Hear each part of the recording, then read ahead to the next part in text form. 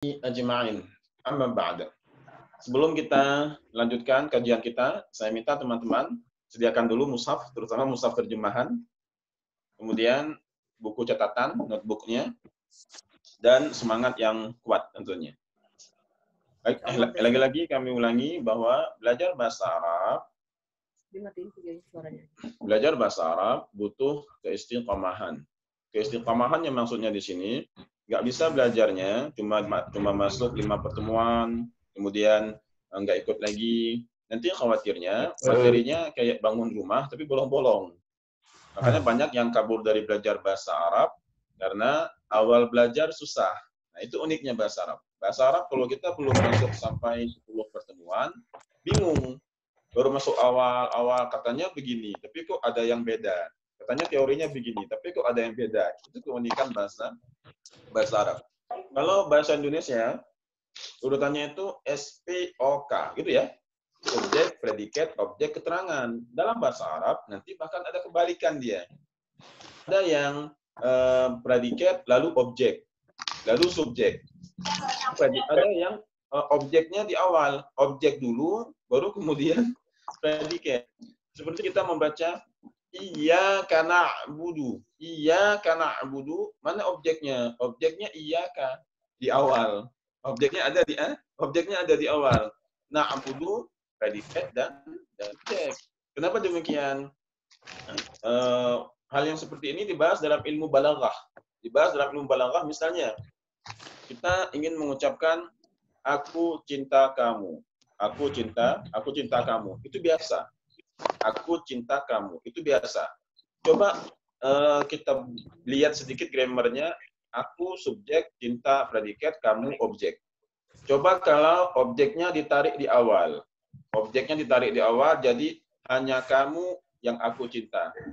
Lebih dalam maknanya. Maka namanya ilmu balaghah.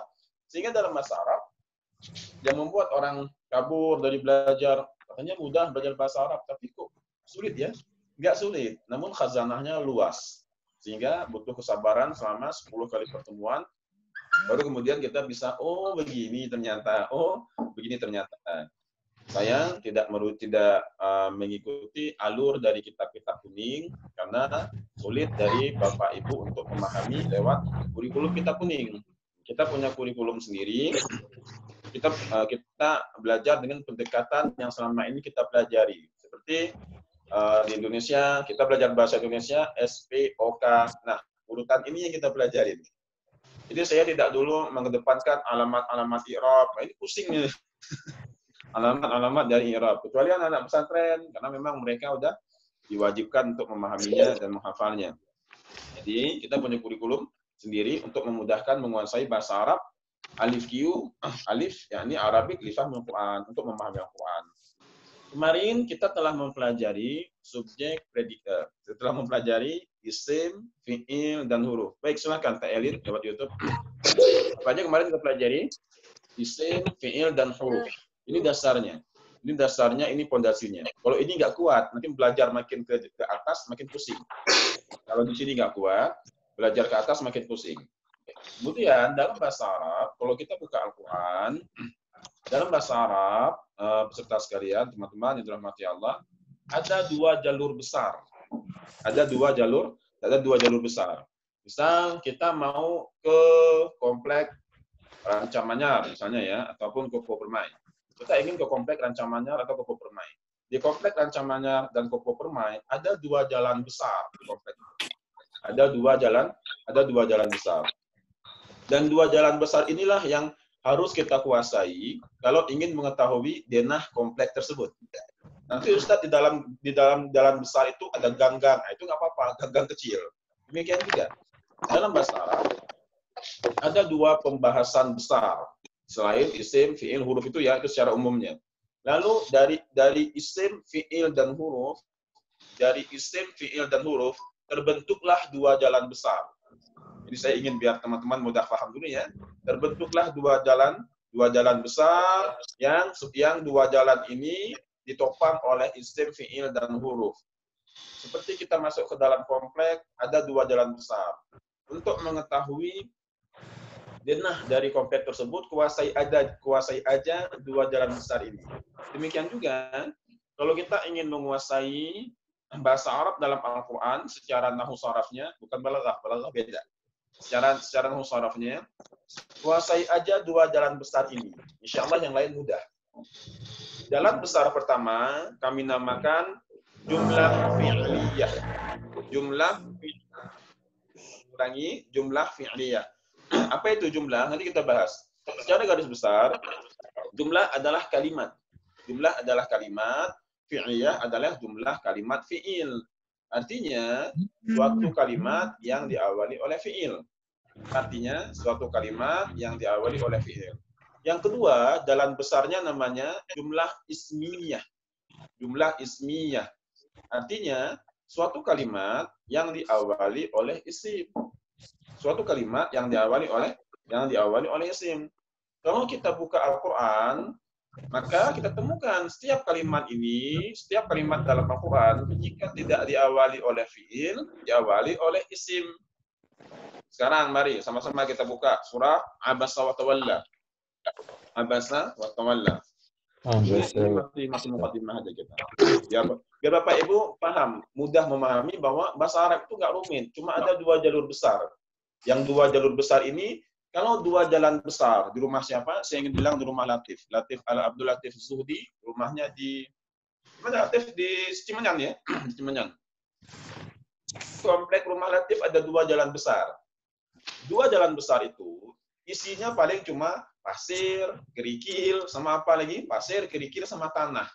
Pasir, kerikil, sama tanah. Enggak lah, masa jalan besar pasir. Aspal lah kita bilang. Aspal, apalagi batu, dan juga pasir gitu kan. Cuma tiga isinya. Demikian juga, dua jalan besar yang ada dalam ilmu nahu, isinya isim, fi'il, huruf. Jika jalan besarnya diawali oleh fi'il, namanya jumlah fi'liyah. Ketika jalan besarnya diawali oleh isim, namanya jumlah ismiyah. Sekarang kita buka di surah Abasa. Abasa wa tawalla. Abasa wa tawalla. Abasa tidak ada alif lam. Abasa tidak ada tanwin. Berarti abasa adalah fi'il. Ketika suatu kalimat diawali oleh fi'il, selesai perkara. Anja'ahu. Ja'ahu fi'il. Ja'a fi'il. Lagi-lagi jumlah fi'liyah. Wa ma yudrika la'allahu yazzakka. Yudrika fi'il. Nah, ini akan kita pelajari fi'il apa dia. Fi'il yudrika karena tidak ada alif lam, tidak ada tanwin. Yudrika fi'il. Berarti ini masih fi'il diawali oleh fi'il semua. Maka kalimat ini dinamakan kalimat fi'liyah. Karena suatu kalimat yang diawali oleh fi'il. Buka surat At-Takwir, halaman sebelahnya. Bismillahirrahmanirrahim. Bismillahirrahmanirrahim. Iza syamsu kuwirat. Asyamsu. Kalau iza huruf. Kalau iza huruf Bapak Ibu sekalian. Seperti tadi ada anja huruf. Iza nggak kita bahas, dia huruf. Asyamsu, isim. Dari mana kita pahami asyamsu isim? Karena ada alif lamnya. Nanti kalau yang tadi kita bahas jumlah fi'liyah, suatu kalimat diawali oleh fi'il, maka sekarang asyamsu suatu kalimat diawali oleh isim. Selesai. Gitu doang. Kalimat yang diawali oleh fi'il, kalimat yang diawali oleh isim, dua jalan besar. Dan dua jalan besar ini kita kuasai, selesai. Simple ilmu nahu, nggak terlalu rumit. Jadi kami memberikan kepada Bapak Ibu sekalian kurikulum yang kami buat dengan pendekatan yang pernah kita pelajari seperti SPOK dan lainnya. Sekarang kalau kita ingin memahami lebih detail mengenai jumlah fi'liyah tadi, haruslah kita mempelajari fi'il secara mendalam. Karena jumlah fi'liyah adalah suatu kalimat baik dalam Al-Quran, dalam hadis, dalam kitab kuning, suatu kalimat yang diawali oleh fi'il. Baik, sekarang kita masuk ke dalam pembahasan fi'il. Karena itu, fi'il dalamilah secara pemahaman yang kuat agar kita mudah memahami satu jalan besar dari ilmu nahu. Apa jalan besarnya? Jalan besar jumlah fi'liyah. Apa aja isinya? Isinya ya tiga tadi, isim, fi'il, huruf. Ibarat jalan besar, jalan raya, isinya apa? Aspal, pasir, batu. Maka jalan besar yang kita sebutkan tadi juga ada isinya. Apa isinya? Isim, fi'il, dan huruf. Bismillah. Kata kerja dalam bahasa Arab ada 3. Yang pertama, kata kerja masa lampau. Istilah bahasa Arabnya fi'il madhi.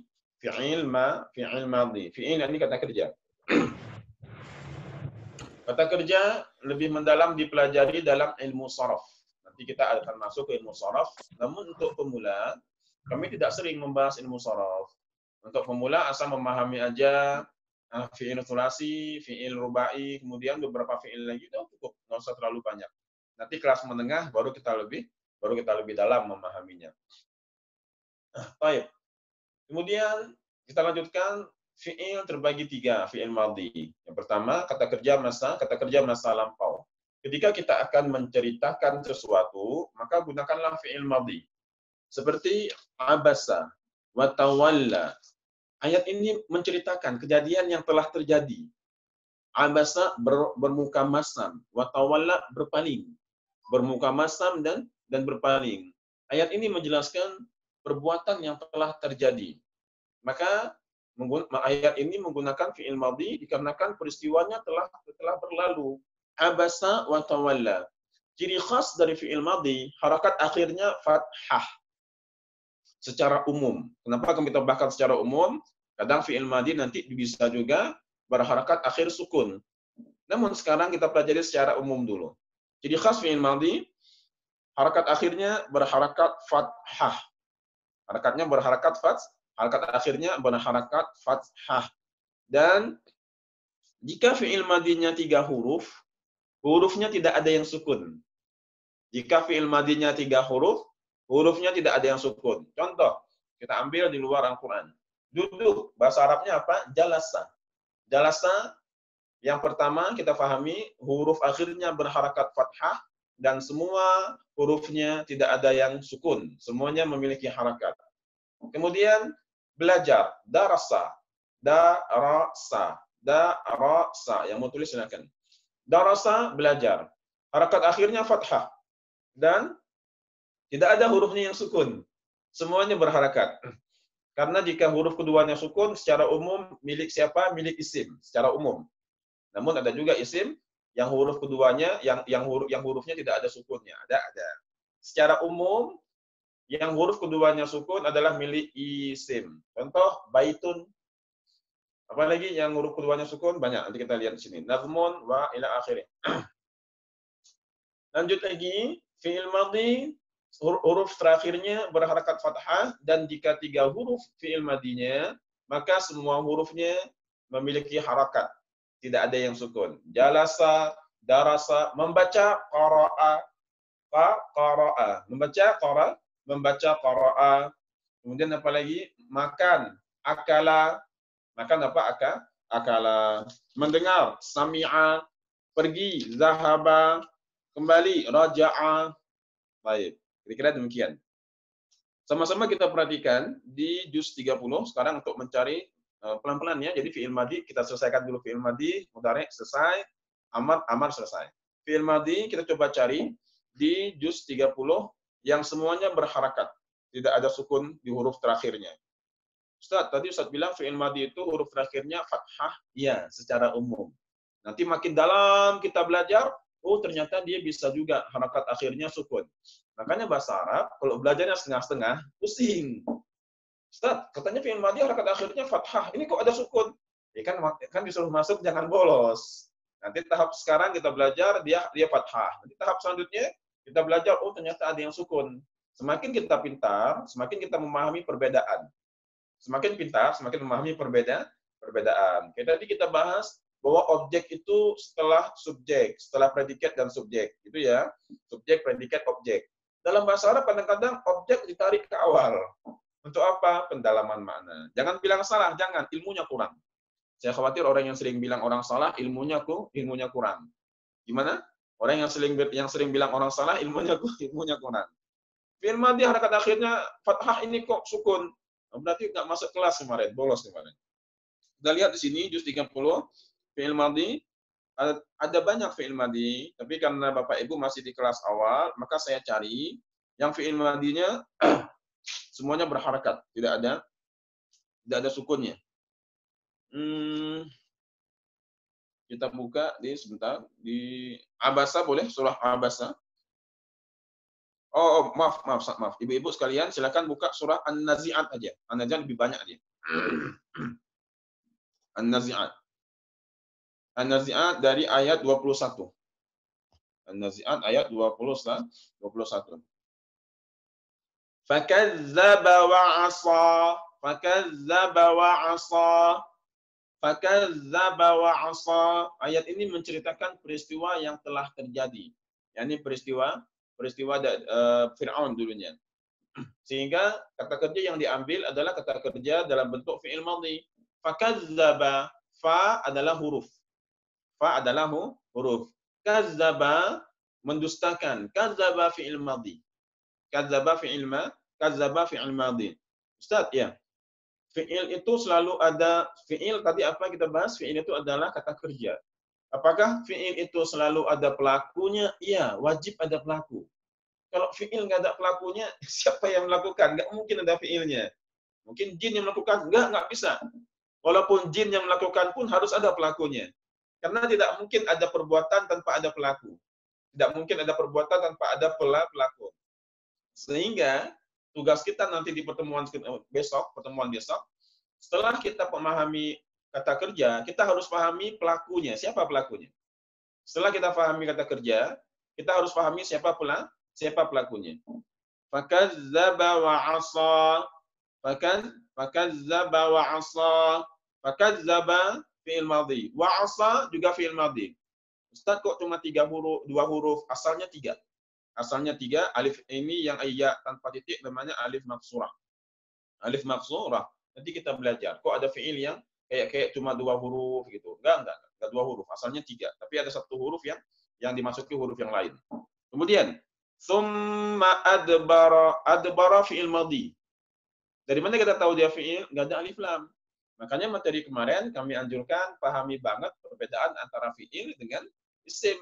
Kalau isim yakni ciri-cirinya alif lam, tanwin, diawali oleh huruf jar. Maka adbara tidak ada alif lam, tidak ada tanwin. Berarti adbara fi'il madhi. Thumma adbara yas'a. Yas'a diawali oleh huruf ya. Bentar lagi kita bahas. Fahasyara, fa itu huruf. Kita pelajari kemarin, huruf nggak bisa berdiri sendiri. Maka di sini hurufnya menempel pada fi'il. Hasyara fi'il. Fi'il apa Ustaz? Fi'il madhi. Dari mana ketahuan fi'il madhi? Harakat akhirnya fathah. Harakat akhirnya fathah. Baik Ustaz, kami ingin tanya. Emang cuma fi'il madhi aja yang harakat akhirnya fathah? Fi'il lain juga bisa nanti berharakat fi'il lain juga bisa berharakat fathah. Namun ada syaratnya. Makanya kita belajar pelan-pelan. Secara umum fi'il madhi harakatnya fathah. Fathah itu milik madhi secara umum. Fanada juga fi'il madhi. Faqala fi'il madhi. Qala fi'il madhi. Ana rabbukumul a'la. Adab dalam membaca Al-Quran, kalau ada ayat-ayat yang seperti ini, seperti Ana rabbukumul a'la, jangan keras-keras bacanya. Dijelaskan dalam kitab Tibyan. Dan juga dalam surah At-Taha, Innani anallahu la ilaha illa ana fa'budni. Jangan keras-keras bacanya. Kemudian, fa'akhaza. Hu di sini bermakna dia, kita belum belajar, dhamir. Nanti, pertemuan ke-6 atau ke-7 kita belajar dhamir. Hu di sini bermakna dia. Dia di sini adalah objek. Unik ya, lihat. Fa huruf akhaza. Akhaza artinya mengambil. Akhaza fi'il, predikat. Hu objek, Allahu subjek. Subjeknya setelah fi'il dan objek. Unik bahasa Arabnya. Kalau bahasa Indonesia, subjek, predikat, objek. Objek ketiga. Sekarang enggak, objek kedua. Predikat, objek, subjek. Subjek ketiga. Makanya kalau belajarnya setengah-setengah, ntar pusing jadinya.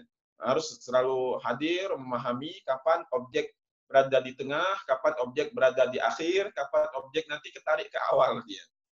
Fa'akhazahullahu. Kita belajar dasar aja dulu. Akhaza artinya mengambil, hu di sini dia, Allahu subjeknya. Selesai fi'il madhi dan juga contohnya. Coba lihat lagi di ayat selanjutnya, tapi nggak saya bahas terlalu dalam. Ayat 28-29. Rafa'a fi'il madhi mengangkat, telah mengangkat. Kalau fi'il madhi terjemahkannya telah. Wa aghtasha tidak ada alif lam, tidak ada tanwin, harakat akhirnya fathah, berarti fi'il madhi. Lailaha wa akhraja fi'il madhi juga. Baik, sekarang kita lanjutkan materi kita. Setelah kita pahami fi'il madhi dan juga ciri-cirinya serta contohnya, yakni fi'il madhi harakat akhirnya berharakat fathah. Jika 3 huruf fi'il madhi tersebut semua hurufnya berharakat, nggak boleh ada sukun. Ini ciri khasnya. Fi'il madhi bisa 4 huruf, Ustaz? Bisa lebih dari 3. Tapi kita belajar pelan-pelan dulu. Yang 3 aja dulu. Jangan yang banyak-banyak. Nanti setelah kita masuk ke bab saraf, baru kita pelajari fi'il madhi ada yang 4 huruf, ada yang lebih dari 4, ada yang lebih dari 4 huruf. Pelan-pelan. Kemudian kita lanjutkan yang kedua, fi'il mudhari'. Kalau fi'il mudhari' adalah fi'il yang menjelaskan kata kerja sekarang dan masa lampau. Kata kerja sekarang dan masa lampau. Dan mohon maaf, saya salah. Kata kerja sekarang dan akan datang. Kata kerja sekarang dan akan datang. Kalau fi'il madhi menjelaskan masa lampau, maka mudhari' menjelaskan 2 sisanya.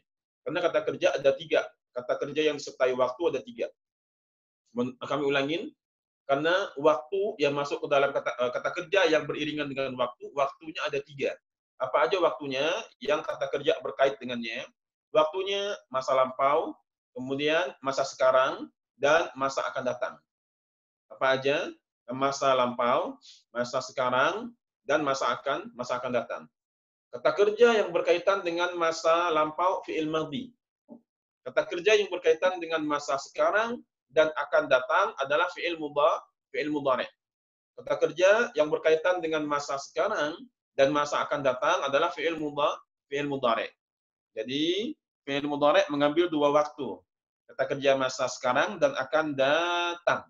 Sekarang dan akan datang. Kalau fi'il madhi berharakat akhir fathah, maka fi'il mudhari' berharakat akhir dhammah secara umum. Karena fi'il mudhari' juga bisa fathah, tapi nanti semakin kita belajar kita semakin tahu perbedaannya. Fi'il mudhari' berharakat akhir dhammah secara umum. Ini yang pertama. Yang kedua, antara fi'il madhi dengan fi'il mudhari' ada perbedaan yang sangat jelas. Fi'il mudhari' wajib diawali oleh 1 dari 4 huruf. Kami ulangi, fi'il mudhari' wajib diawali oleh 1 dari 4 huruf. Huruf apa aja? Hamzah, ya, nun, dan ta. Hamzah, ya, nun, dan ta. Hamzah, ya, nun, dan ta. Digabung keempat huruf ini dalam kalimat anaitu. Anaitu. Anaitu hamzah, nun, ya, dan ta. Anaitu. Fi'il mudhari' diawali oleh 4 huruf tadi. Anaitu. Kalau ada fi'il yang diawali oleh 1 dari 4 huruf tadi, dia bukan madhi.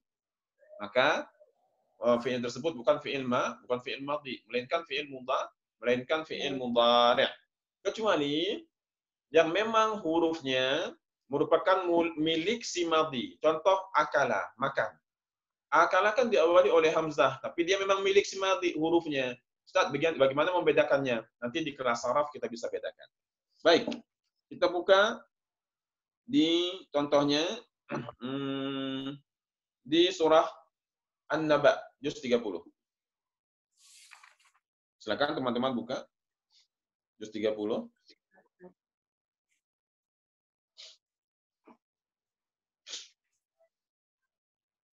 Bismillahirrahmanirrahim. Amma yatasaalun. Diawali oleh huruf ya, maka ini fi'il mudhari'.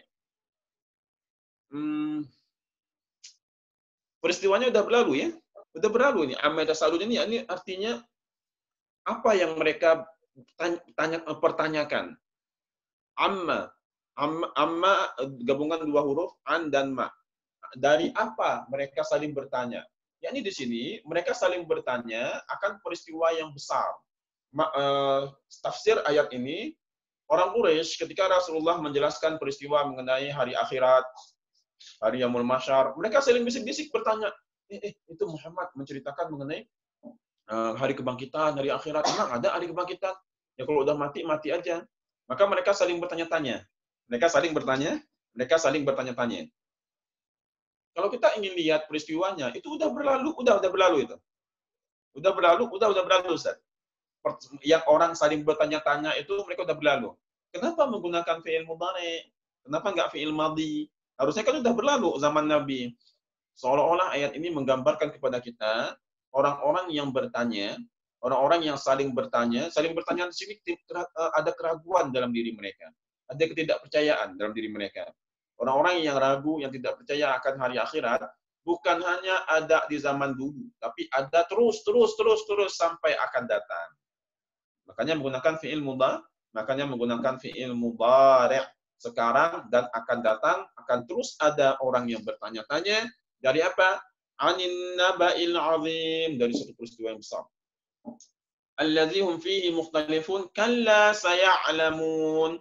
Kemudian kita pelajari bahwa ciri-ciri fi'il salah satunya diawali oleh huruf sin atau saufa. Saya'lamun di sini, ya'lamun ada huruf ya, berarti fi'il. Fi'il apa? Mudhari'. Mudhari', karena ada huruf ya. Tsumma kalla saya'lamun. Fi'il mudhari'. Alam naj'alil ada huruf nun. Diawali oleh huruf nun berarti fi'il mudhari'. Arda mihada wal jibala autada wa khalaqnakum waja'alna nawmakum madhi waja'alna wa anzalna madhi semuanya linukhrija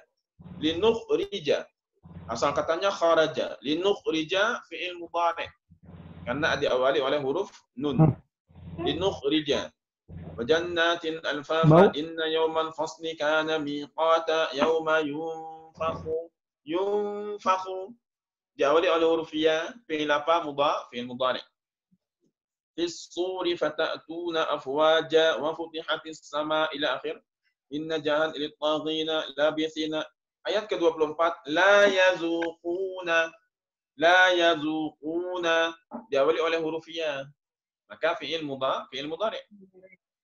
Kemudian selanjutnya ila akhirih, masyaallah, hadaiqa wa a'naba wa ka'san la yasma'una. Ayat 35 la yasma'una diawali oleh huruf sin, maka fi'il mudhari'. Selesai fi'il mudhari' ya.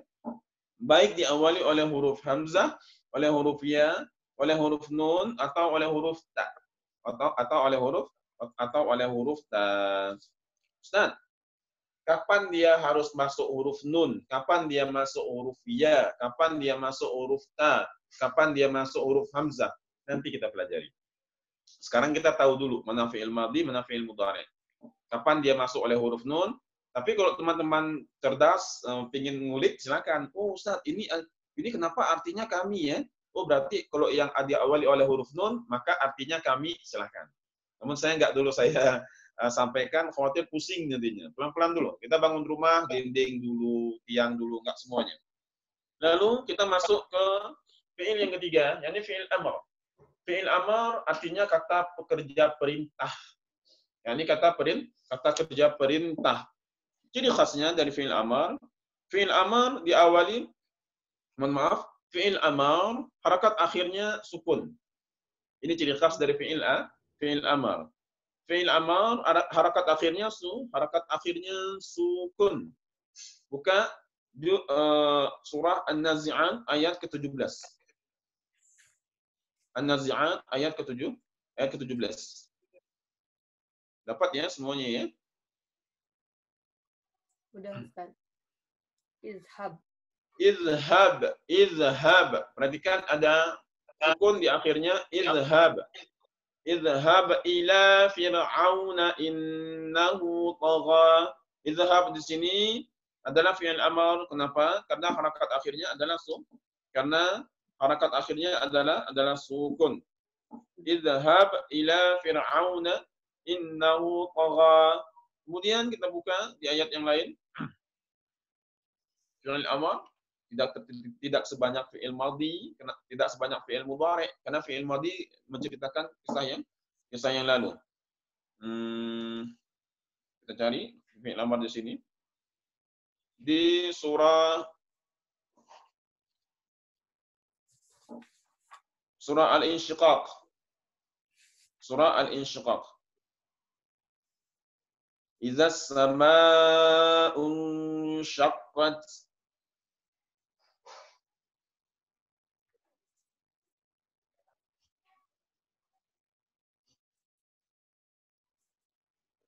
Ada, tapi untuk materi agak ke depan. Enggak apa-apa, saya sampaikan aja. Ayat ke-24. Fabashshir. Fabashshir di sini ra-nya sukun. Fabashshir ra-nya sukun, maka ini adalah fi'il amar. Fabashshir. Fabashshir basyara. Fabashshirhum bi'adzabin alim. Fabashshirhum bi'adzabin alim. Untuk mengetahui mana fi'il amar, kita harus tahu dulu ini isim atau fi'il. Kalau kita tahu dia fi'il, maka kita lihat huruf akhirnya. Jika sukun, maka merupakan fi'il amar. Sehingga salah seorang ustadz, beliau menyampaikan bahwa untuk bisa baca kitab kuning, tidak cukup hanya nahwu sharaf. Untuk bisa kitab kuning, tidak cukup hanya nahwu sharaf aja. Dibutuhkan beberapa penguasaan ilmu yang lain. Di antaranya kosakata. Ustaz, kalau gitu harus ngafal mufradat bahasa Arab. Iya, tapi untuk orang yang udah hafal juz 30, hafalannya udah banyak sebenarnya. Untuk orang yang udah bisa hafal juz 30, kalau hafal dengan artinya, hafalannya udah banyak. Maka sungguh kasihan kalau nggak dimanfaatkan bagi memperdalam ilmu bahasa Arab. Orang yang nggak punya hafalan juz 30, dia harus hafal dulu didar, saqfun, ardun, saubun, lahyatun, wajhun. Capek dia harus hafal lagi. Kita udah punya juz 30, tinggal kita lihat. Basyirhum, maka berilah mereka kabar. Fabasyirhum. Ini ayatnya agak unik, Bu ya. Ayatnya mentahdid. Ya, ini ayatnya mengancam, tapi ancamannya unik di sini. Perhatikan. Basyir itu secara bahasa, berilah mereka kabar gembira. Namun kabar gembiranya dengan azab yang pedih. Maka berikanlah mereka kabar gembira dengan azab yang pedih. Ini ayatnya ayat penuh dengan sindiran ini ayatnya. Fabasyirhum, Ustaz, bagaimana kita memahaminya? Lewat ilmu balaghah. Fabasyirhum bi'adzabin alim, maka berilah mereka kabar gembira. Kabar gembiranya azab yang pedih. Baik, Masya Allah, Alhamdulillah. Kita telah memahami bagaimana membedakan antara fi'il madhi, fi'il amar, dan juga fi'il mudhari'. Caranya, kuasain ciri-cirinya. Ciri-ciri fi'il madhi apa aja? Kalau ada 3 huruf, seperti basyara ini, 3 huruf. Harakat akhirnya sukun, dia bukan madhi. Karena harakat akhirnya sukun. Fabasyirhum. Tapi kalau dia sukun, kemudian ada tambahan huruf lain, seperti na dan tu. Nanti ini sebenarnya materi ke depan, nggak apa-apa saya singgung sekilas. Dia tetap fi'il madhi, seperti wa khalaqnakum, wa ma khalaqtul jin. Ketika sukun, kemudian ditambahkan huruf tu atau na, maka dia tetap fi'il madhi. Secara umum, fi'il madhi harakat akhirnya fathah. Secara umum, kita belajar yang dasar-dasar aja dulu. Kemudian, secara umum, harakat fi'il mudhari dhammah. Secara umum, harakat fi'il amar sukun. Setelah kita fahamin ciri khasnya secara ilmu nahwu, panduan lain untuk membedakannya, baca terjemahannya. Ustaz, nggak tahu terjemahannya. Buka, kalau di kitab kuning, buka kamus. Kuasai mufradat. Maka sungguh beruntung orang yang telah menghafal juz 30, kemudian digunakan untuk menguasai bahasa Arab. Karena lebih mudah. Kosakatanya udah tahu, harakatnya udah tahu. Tugasnya tolong dikerjain ini ya ikhwan, Masya Allah. Ya, memang ikhwan sama akhwat agak beda. Akhwat rajin-rajin kebanyakannya. Ya ikhwan tolong dikerjain. Untuk apa? Kalau nggak tahu, saya tahu. Antum nggak tahu. Saya bisa tanya, nggak tahunya di mana? Kurang pahamnya di mana? Jadi kita bisa kasih kepahaman. Di sini di akhwat ada senior, di ikhwat ada senior, kalau saya sibuk nanti dia yang bimbing Bapak Ibu. Di akhwat ada namanya Fitri di situ. Fitri nanti dia akan bimbing. Kalau misalnya malu nanya ke saya, tanya aja ke dia. Materi tadi menurut kata Ustadz begini-begini. Nah, saya kurang paham. Kita minta penjelasan. Di grup ikhwan juga ada seniornya namanya Tio. Nanti saya coba mention orangnya. Kalau nggak paham, tanyakan ke dia. Apa bab yang Bapak Ibu kurang tahu, biar dia menjelaskan. Kalau saya sibuk, mungkin malu segan tanya ke saya, silahkan tanya ke mereka. Demikian materi hari ini. Insya Allah besok kita masuk ke materi subjek. Karena setiap kata kerja pasti ada subjeknya. Setiap predikat pasti ada subjek. Jadi setelah hari ini kita kuasai fi'il ataupun predikat, besok kita masuk ke materi siapa yang melakukannya atau subjeknya. Allah marzuqna istiqamatan fi kulli halin. Ya Allah, berikanlah kami keistiqamahan dalam setiap hal, wa fi kulli hasanatin, dan dalam setiap kebaikan, wa fi kulli ibadatin, dan dalam setiap ibadah. Amin amin rabbal alamin. Subhanaka Allahumma bihamdika asyhadu an la ilaha illa anta astaghfiruka wa atubu ilaik. Wassalamualaikum warahmatullahi wabarakatuh.